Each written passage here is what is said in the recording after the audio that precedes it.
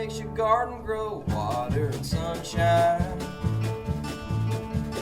What makes your spirit grow? Knowing that she'll be mine.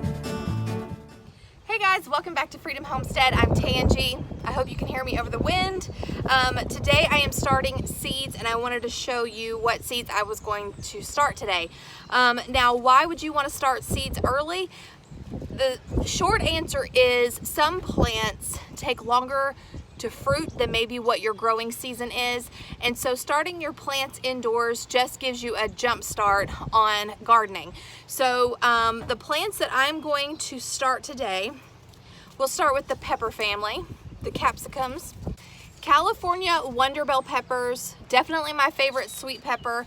These do really well for me, and so I like to have enough to cut up, throw them in the freezer. I've even dehydrated some and threw the dehydrated ones into like the slow cooker with some chili. Oh my goodness, so delicious. I dehydrate these, I freeze these, and then we eat them fresh. Of course, jalapenos. Y'all know we love jalapenos. We love them stuffed, we love them pickled, we love them in cowboy candy. Gotta have these. And of course, banana peppers. I buy these every single week when I'm at the grocery store, well, most weeks. And I have ordered some peppercini pepper seeds as well from M.I. Gardener, and I should be getting those pretty soon. So as soon as I get those, I'll be starting them as well. Okay, so now let's talk about herbs. I am actually going to have an herb garden. We have this ginormous tire that we have been hanging on to, and we were planning on doing strawberries in there, but I have devoted one of my raised beds to strawberries this year. So we are going to utilize the tire, hopefully, to grow herbs in. And so I am going to be starting some mammoth basil. Basil is absolutely, bar none, my favorite herb.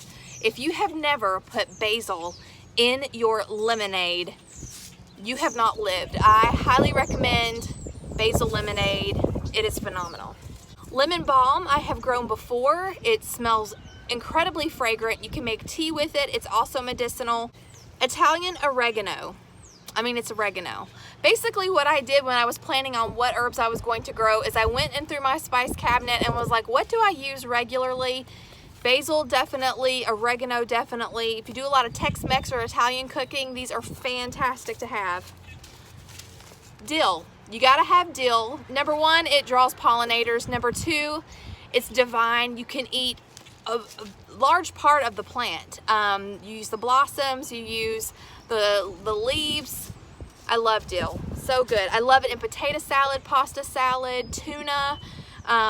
It's incredible. Broadleaf sage, another one to have, medicinal, use it in all kinds of cooking, and it just smells divine.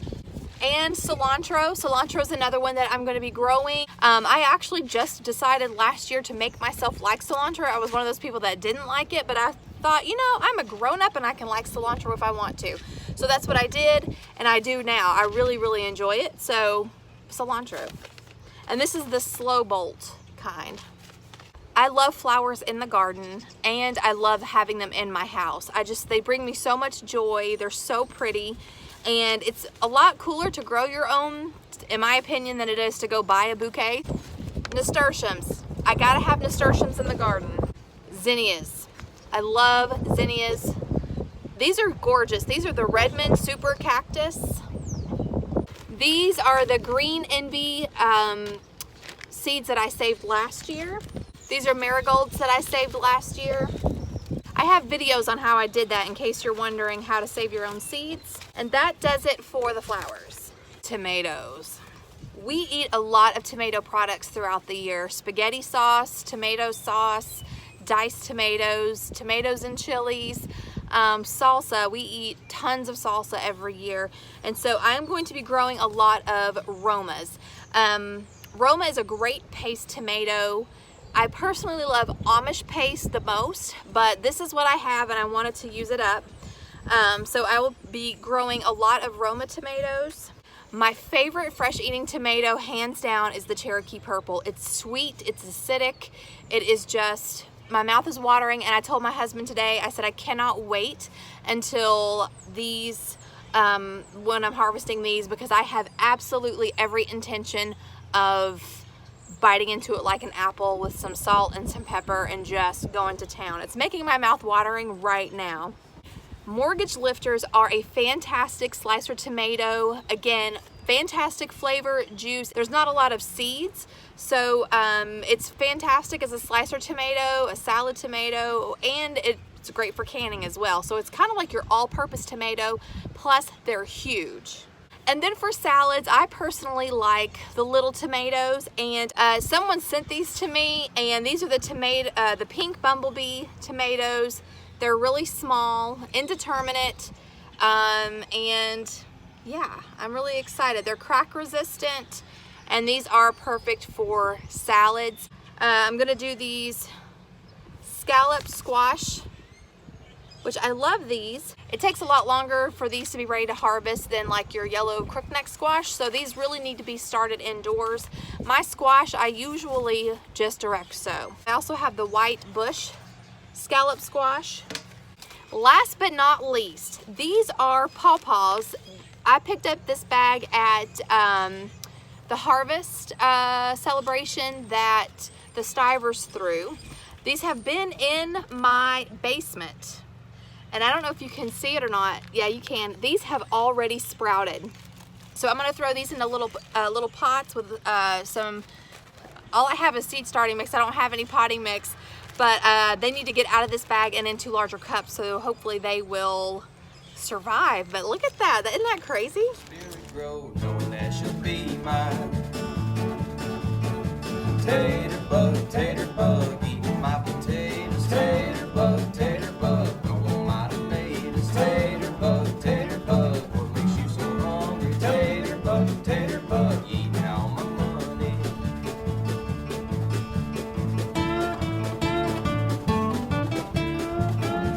Here is my setup. This will probably change tonight, maybe even.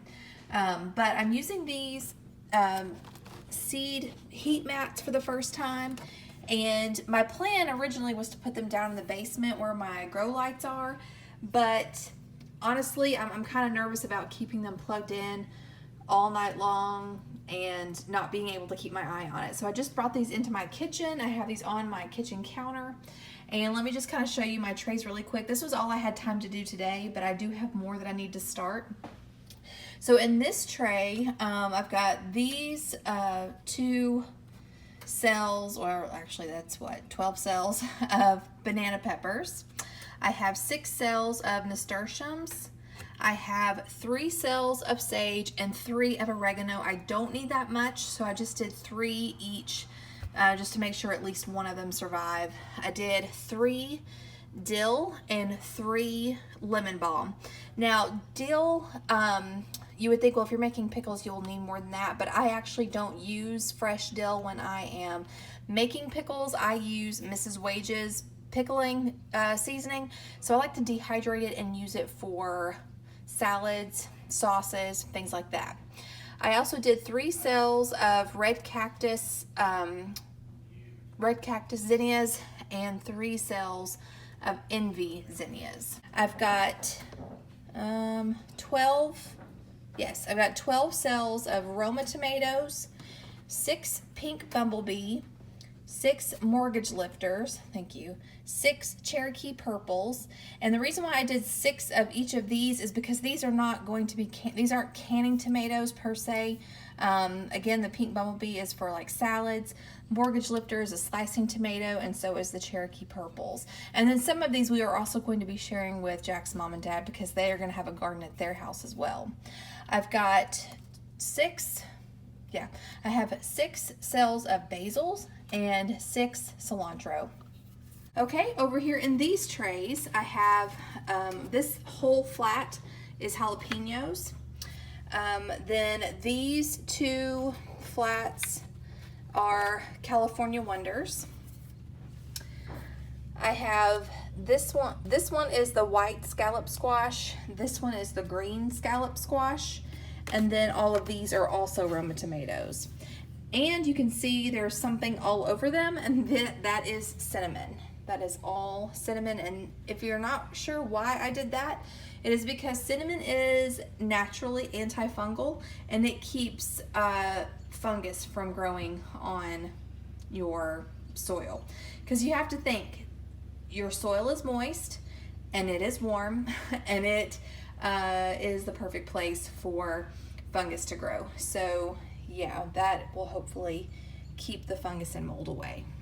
Okay guys, I hope you enjoyed this video. It's not really much of a tutorial, it's just showing you how I do it. But yeah, let's see. I'm super excited to finally be growing again, and hopefully we will have a lot of food to put up for the winter months. So if you are not subscribed to Freedom Homestead already, then I invite you to hit the subscribe button. Here at Freedom Homestead, we are all about life, liberty, and the pursuit of preparedness.